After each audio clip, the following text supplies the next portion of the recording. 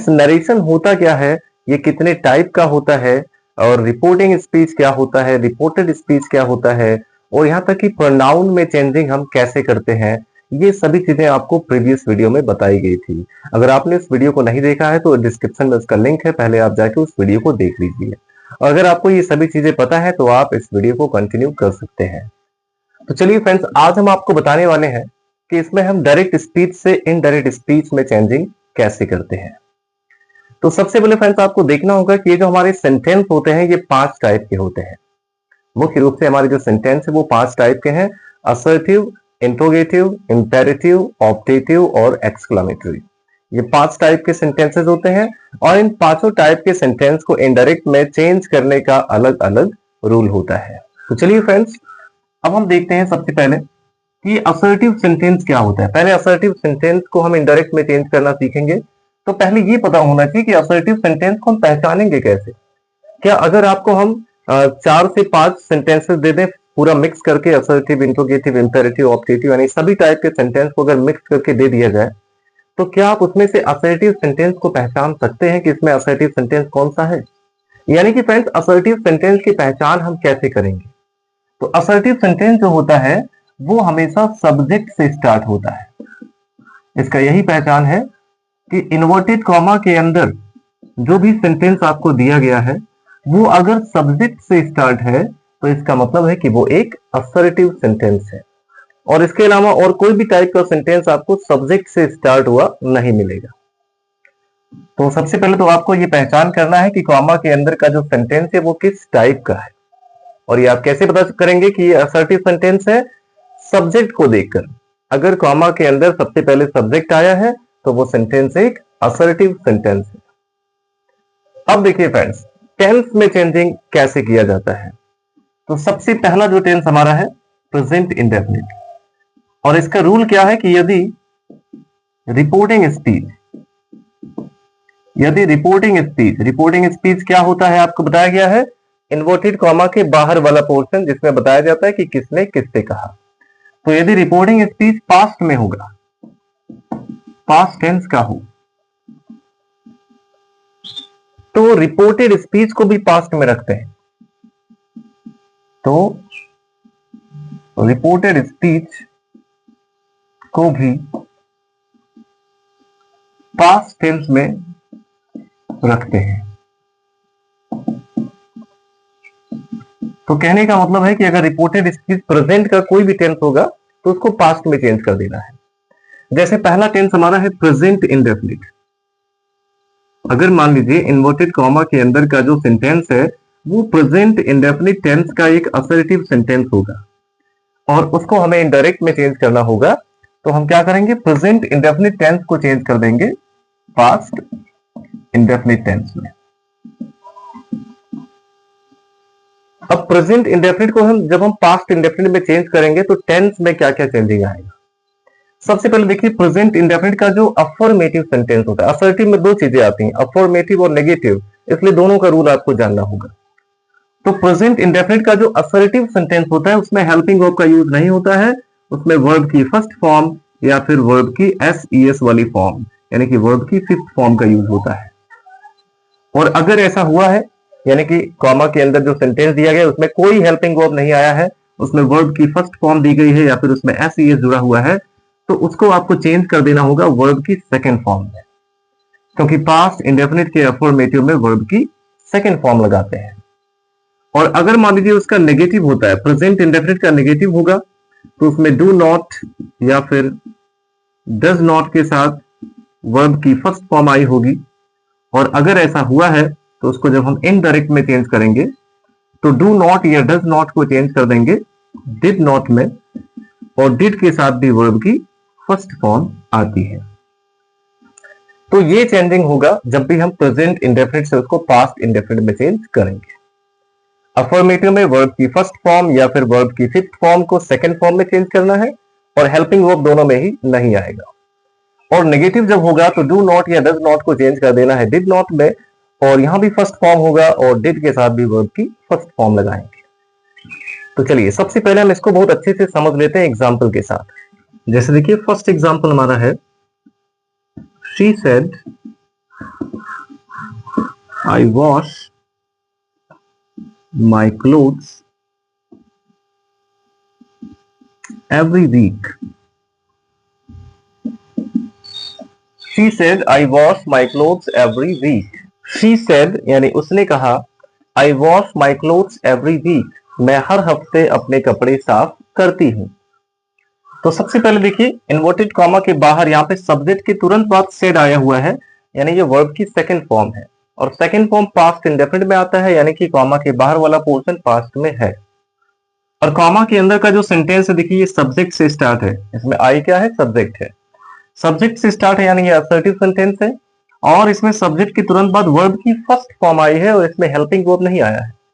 और बिना helping verb के दो ही टेंस के सेंटेंस आ सकते हैं, प्रेजेंट और पास्ट इंडेफिनिट। अगर ये पास्ट इंडेफिनिट होता तो यहाँ पे वर्ब की सेकंड फॉर्म आई होती, लेकिन ये फर्स्ट फॉर्म है, इसका मतलब है कि प्रेजेंट इंडेफिनिट का है। तो ऐसे आप इसकी पहचान कर लेंगे कि ये प्रेजेंट इंडेफिनिट का असर्टिव सेंटेंस है। तो चलिए अब इसको कैसे चेंज करेंगे देखते हैं। सबसे पहले यहाँ पे सब्जेक्ट लिखेंगे शी, और हमने आपको बताया है कि जब सेड के बाद ऑब्जेक्ट रहता है तभी सेड को चेंज करते हैं, और ये कॉमा के बाहर का सब्जेक्ट और ऑब्जेक्ट तो चेंज होता नहीं, इसलिए पहले यहाँ पे सब्जेक्ट लिख लेंगे।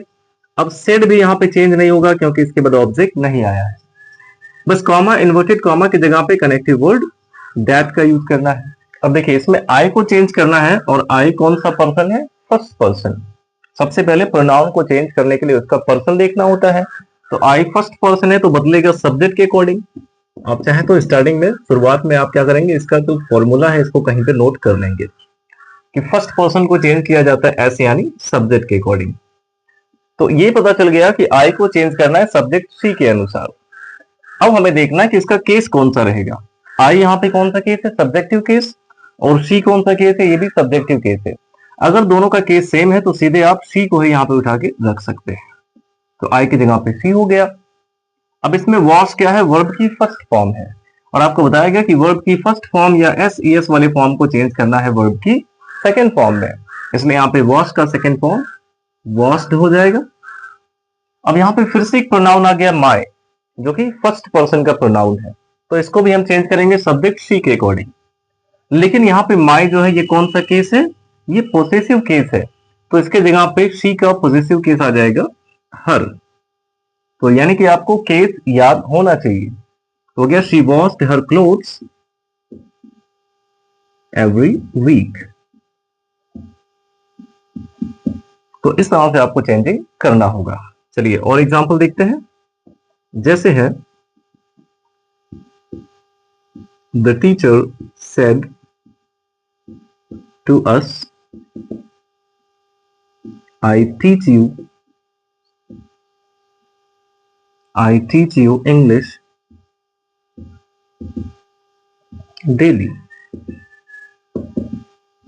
यह the teacher said to us, teacher ने हमसे कहा, I teach you English daily, मैं रोज तुम्हें इंग्लिश पढ़ाता हूं। अब यहां पर देखिए सबसे पहले सब्जेक्ट लिख देंगे द टीचर, फिर यहां पे देखिए सेड के बाद ऑब्जेक्ट आया हुआ है, टीचर ने किससे कहा, हमसे कहा, ये बताया गया है किससे कहा गया। तो जब भी ऑब्जेक्ट आया होगा तो सेड टू को चेंज कर देना है टोल्ड में, फिर ऑब्जेक्ट यहां पे वैसे ही लिख देंगे अस, फिर कॉमा इन्वर्टेड कॉमा की जगह पे दैट का यूज कर देंगे। अब आई यहां पे है फर्स्ट पर्सन, इसको चेंज करना होगा सब्जेक्ट टीचर के अकॉर्डिंग, और टीचर को यहां पे ही मान सकते हैं। अगर आप यहां पे ही मानते हैं तो आई सब्जेक्टिव केस है, तो सब्जेक्टिव केस ही लिखा जाएगा। अब इसमें देखिए टीच वर्ब की फर्स्ट फॉर्म है, और वर्ब की फर्स्ट फॉर्म को चेंज करना है वर्ब की सेकंड फॉर्म में, तो यहाँ पे टीच का सेकंड फॉर्म टॉट हो जाएगा, टीच टॉट टॉट होता है, तो ही टॉट। अब यू को हमें चेंज करना है, तो सबसे पहले इसका पर्सन देखेंगे, मैं फर्स्ट पर्सन, तुम सेकंड पर्सन, तो यू यहाँ पे सेकंड पर्सन है, तो इसको चेंज करना है ऑब्जेक्ट अस के अकॉर्डिंग। अब देखेंगे कि यहाँ पे यू कौन सा केस है, यू का सब्जेक्टिव ऑब्जेक्टिव दोनों केस सेम होता है, लेकिन यहां पर देखिए जो यू है ये वर्ब के बाद आया हुआ है, जब यू जो है वर्ब के बाद आया होगा तो वो ऑब्जेक्टिव केस होगा, और अस भी देखिए वर्ब के बाद आया है तो ये भी ऑब्जेक्टिव केस है, दोनों का केस सेम है, यानी कि यू की जगह पे हम अस लिख सकते हैं। और उसके बाद यहाँ पे इंग्लिश, और डेली अगर आया होगा तो इसको आप चेंज कर सकते हैं एवरी डे में, तो क्या the teacher told us that he taught us English every day. और अब देखते हैं कि जब भी इसका नेगेटिव सेंटेंस होगा तब उसको कैसे चेंज करेंगे। जैसे she said to me, she said to me, I do not talk to your brother. She said to me, I do not talk to your brother. उसने मुझसे कहा कि मैं तुम्हारे भाई से बात नहीं करती हूं। तो देखिए इसमें डू नॉट आ गया यानी ये नेगेटिव हो गया, लेकिन ये सब्जेक्ट से स्टार्ट है तो ये भी एक असर्टिव सेंटेंस है। तो हम क्या करेंगे, सबसे पहले सब्जेक्ट लिखेंगे सी और सेट टू को चेंज करना होगा टोल्ड में, फिर ऑब्जेक्ट लिख देंगे मी और कॉमा की जगह पे दैट का यूज करेंगे। और दैट के बाद देखिए आई यहाँ पे फर्स्ट पर्सन है, चेंज करना है सब्जेक्ट के अकॉर्डिंग, दोनों का केस सेम है, सब्जेक्टिव केस है दोनों, तो आई की जगह पे सी हो जाएगा। अब यहाँ पे डू नॉट आ गया और डू नॉट या डज नॉट आने पर उसको चेंज करना होगा डिड नॉट में, तो यहाँ पे हो जाएगा सी डिड नॉट। अब जब डिड आ जाता है तो डिड के साथ वर्ब की फर्स्ट फॉर्म ही लगाते हैं, अब इसको सेकंड फॉर्म में चेंज नहीं करना है क्योंकि डिड आ गया है। तो she did not talk to.